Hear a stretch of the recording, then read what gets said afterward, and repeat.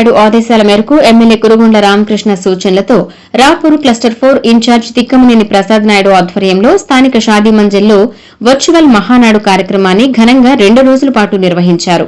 ఈ కార్యక్రమంలో రాపూర్ మండల టీడీపీ నాయకులు, కార్యకర్తలు, అభిమానులు అధిక సంఖ్యలో పాల్గొని డిజిటల్ స్క్రీన్ ద్వారా ప్రదర్శించిన వర్చువల్ మహానాడు కార్యక్రమాన్ని తిలకించారు.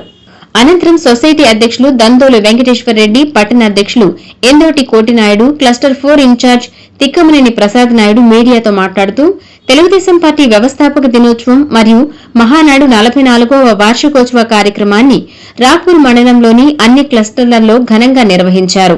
1982లో ఎన్టీ రామారావు స్థాపించిన ఈ పార్టీ అతి తక్కువ కాలంలోనే అధికారంలోకి వచ్చి ప్రజలకు ఎన్నో సంక్షేమ పథకాలను అందించిన విషయాన్ని గుర్తు చేశారు.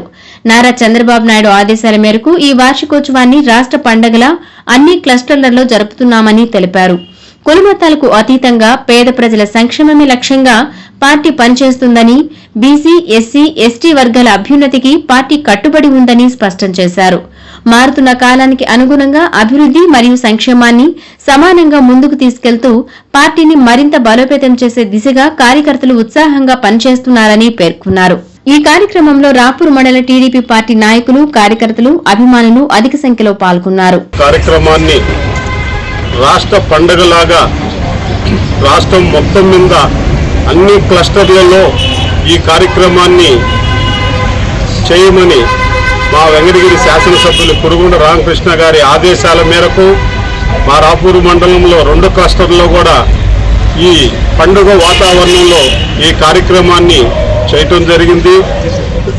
ముఖ్యంగా మహానాడు పండగ పార్టీ ఆనాడు 1982లో మహానుభావుడు శ్రీ ఎన్టీ రామారావు గారు పార్టీ స్థాపించిన తర్వాత 9 నెలల్లో ఈ పార్టీని అధికారంలో తీసుకొచ్చి ఎన్నో సంక్షేమ పథకాలు గతం కాంగ్రెస్ గవర్నమెంట్లో పట్టువాడు మున్సిపల్ కర్ణాలు పరిపాలన చేస్తున్న దొరల పాలనలో ఉన్నటువంటి పాలనని ప్రజలకు సంక్షేమంగా బీసీలకి, ఎస్సీలకి, ఎస్టీలకి ఏ విధంగా చేయాలనే ఒక ఆలోచనతో మహానుభావుడు ఆ రోజు పార్టీ స్థాపించడం జరిగింది.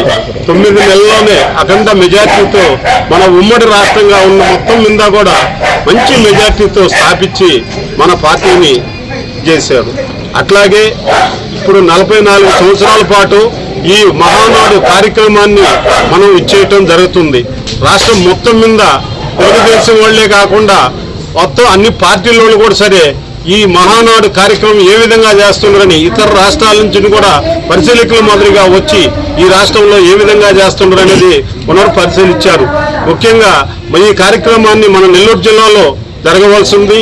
మోడీ గారి సూచనల మేరకు మన ముఖ్యమంత్రి వర్యులు అట్లా కాకుండా మీరు సపరేట్గా కష్టంలో పెట్టుకొని ఈ కార్యక్రమాన్ని చేయమన్నారు.